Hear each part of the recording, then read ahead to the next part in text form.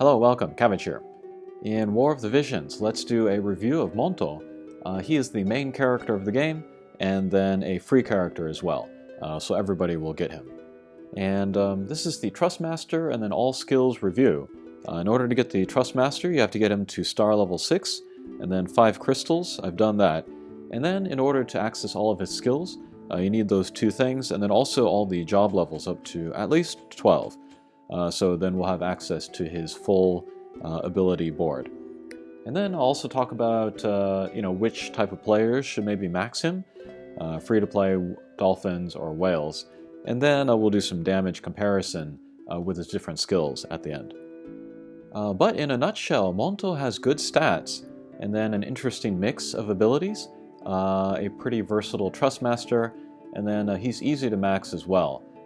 So spoiler alert, all players, no matter how much or how little they spend on the game, should max him. I think it's a good idea to do that. But let's look at his stats first. HP is very high at 3,000. A lot of other characters at this level, maybe 1,000 or 1,500. We can look. Yeah, here's Yashutara, 1,000. All these other characters are pretty low level, so it's kind of hard to compare. Ayako's pretty high. Engelbert, he's a tank, so his stats are high. Mediena's pretty low. So is Shutaru, so yeah. HP is pretty high on Mont, so that means it's going to be hard to take him down. And that's really good for like arena or like guild battles, because if you're getting one-punched by like Shutaru's Shuriken or Mediena's Limit Break, then that's not going to be a useful character. But Mont can take a lot of attacks and then keep going, and then he can act on his own turn. Attack is so-so at 360, but no slouch, I guess. Otherwise, his speed, this is a 46 right here. That's decent. I would say like over 50 would be okay. 60 is fast. And then move 4, this is really interesting. He's one of the very few characters with a just a move 4 just right out of the box. Most characters will have a move 3. It doesn't sound like it would be a big difference between 3 and 4, but it is kind of a big deal. Alright, next let's look at his Trust Master. This is the Lion's Emblem. Raises your HP a little bit, and then defense and spirit plus 8. And then plus 8, that doesn't sound very much as a single digit number. But you compare it to other like armors and stuff, which also give you like 8. This is pretty good for an accessory, so good for him as a tank, which combined with his high HP really kind of pushes him towards that role as a tank. And then the active skill that you get for equipping this Trust Master is also pretty good. It's kind of an area of effect skill, affects your teammates, and then it raises the speed. And then again, the higher your speed, the quicker you will act. So yeah, pretty good support ability. And then for a lot of players, this is going to be the first Trust Master that they ever get, and then maybe the only Trust Master that they have for a while. And then if you look here at the 3 slots that characters have for equipment, this third one here, it says Trust on it. You can only equip Trust Masters in there. So if you don't have any Trust Masters, that's just going to be an empty slot on everybody. That just kind of adds to how necessary having a Trust Master is. And then here, his levels for what kind of stuff he can equip. A is pretty high, so he can equip most equipment in the game without penalties, so that's pretty good. Next, let's talk about how easy he is to max. Here, for his crystal levels, you need his shards, which we can see here. There are 2 ways to get them as a free character. Whoops. One is to go to the shop, and then here, this top one, the green kind of normal shop, this rotates multiple times per day. You might get an appearance of Mont for 5 drops, and then for 50,000 gil. 50,000 gil is almost nothing, as you can see from my gold up here. So every time he appears in the shop, you want to pick him up. If you're really assertive about it, I think you could max out his crystal level in a month.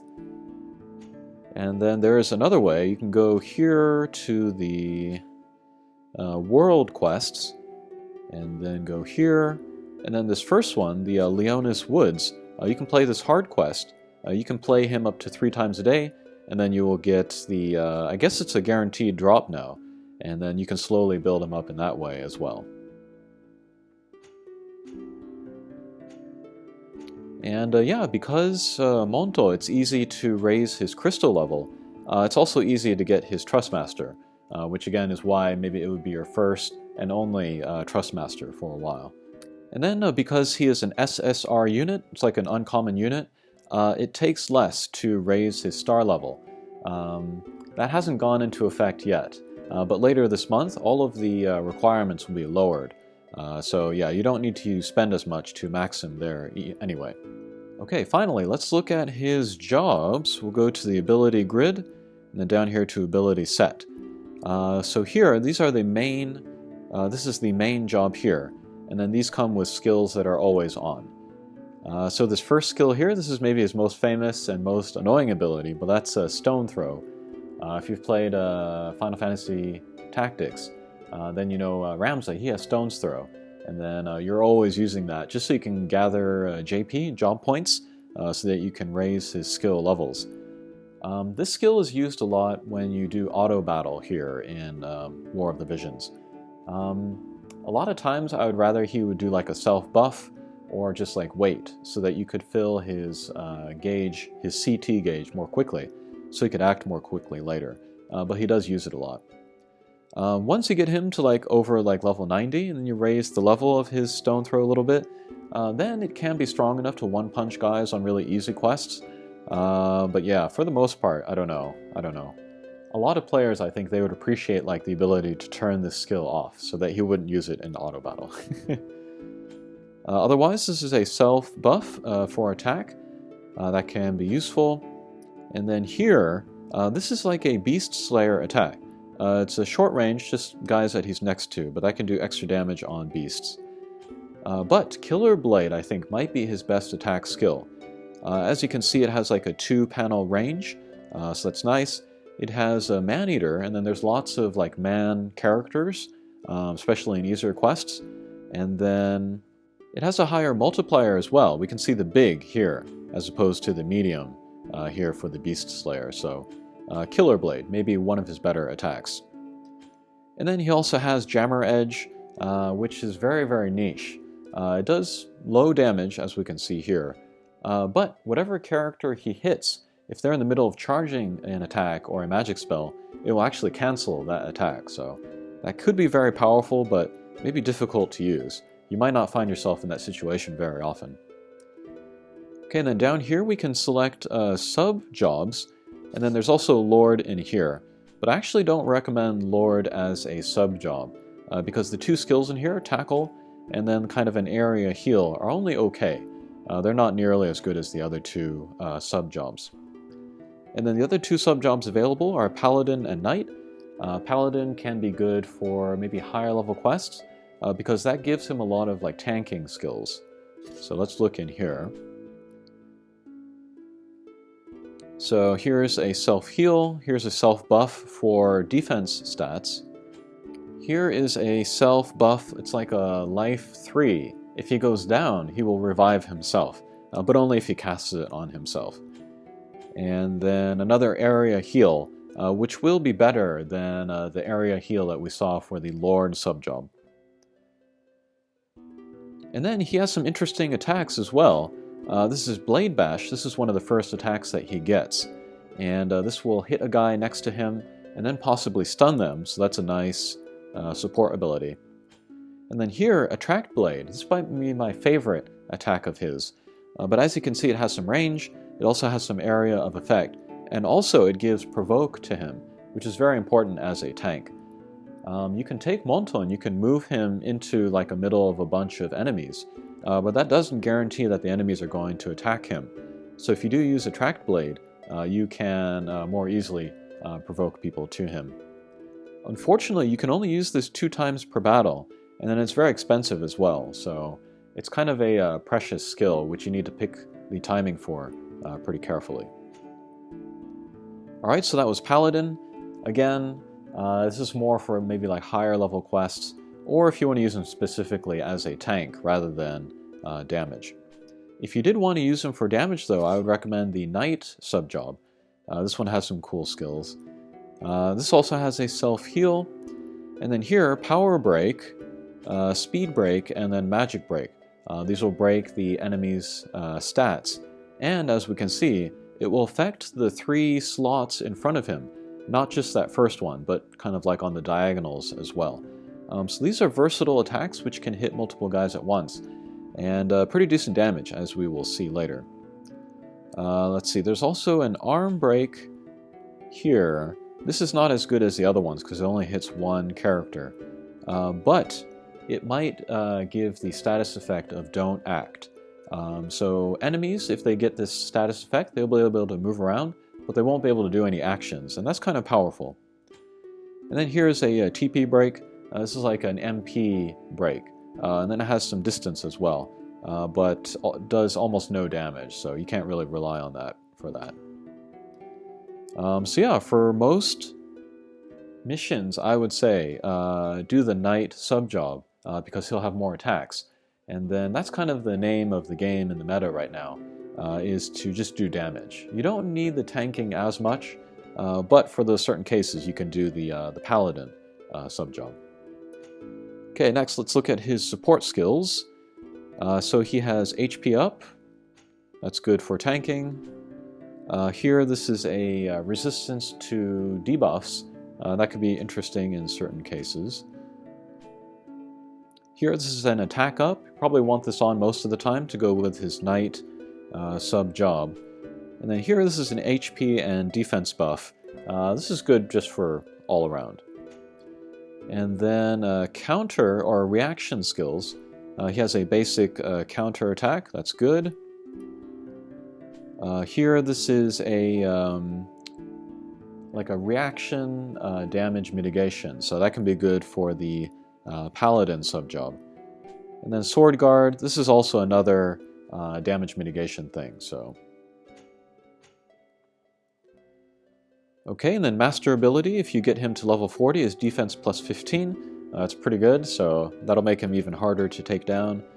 And then his Limit Break, I think he might be the only SSR character to have a Limit Break, but it's a very strong attack, has a little bit of distance, and then has an area of effect, so pretty strong. There's one other thing I wanted to show. If we go to the team composition, here, we can set Espers and then Vision cards. And then the Vision card, which would be really good for him as a tank, would be this one here. What is that called? Power of Love, I think? This gives him Passive Provoke right here. Raises his hate level, which is an interesting name. But yeah, with Passive Provoke, you know, enemies will be more likely to attack him. So even if you're not using Attract Blade, you can still get enemies to go after him. So I highly recommend this Vision card. And then this is an uncommon, so it's not that difficult to get a hold of. Okay, next, let's bring him to a quest, and then let's look at his damage values from his attacks. Okay, so here we are on the first level of the game. We have some wolves. Okay, normal attack, 671. That's more than enough to take down this wolf in one hit. Next, let's look at some of his other skills. So these yellow skills, these are technical skills. So we will use points from the 112 up here. We can use these as long as we have TP points. These red skills here, we can only use them once we have AP points built up. And in order to raise AP, we need to use either TP skills or just attack regularly. So as we can see, some skills are not available here. And then I have the Knight sub-job, so that's like breaks and stuff. But first here, this is the Beast Slayer, and almost 2,000, that's very crazy. And then this wolf, I think that is a beast as well, so probably an additional multiplier there. Let's see, Stone Throw, that's 77, that's not very good. And what else we got? Let's look at Arm Break. That's the one break that he has that only hits the character right in front of him. So 1800 there. Next, let's look at Magic Break. That's the one that hits in the front and also diagonals. 1200. Speed Break, 1200, and then Power Break, 1200. And yeah, we're seeing those area of effect there. And then here is a Jammer Edge, which will cancel the enemy's charged attack. 1100, pretty comparable to the other ones. Okay, but let's just do a regular attack. Oh, and then this number up here, this 671. This is kind of like the ideal attack before like critical multipliers are put in there. So let's attack. Let's see what kind of damage we do. So that was a critical. We got 911 damage there. Okay, so we've used some TP. We've raised our AP stats. Now we can use the Killer Blade, which might be his best attack. Let's see how much damage that does. 2000, so yeah. Higher multiplier on that because it has the big multiplier. Then also a bit of a distance as well. So yeah, Killer Blade, we can, stay back, maybe avoid some counterattacks, and then do some good damage as well. So yeah, Killer Blade might be his best attack. And then again, that's in his Lord main job, so he always has access to that. So yeah, pretty strong skill there.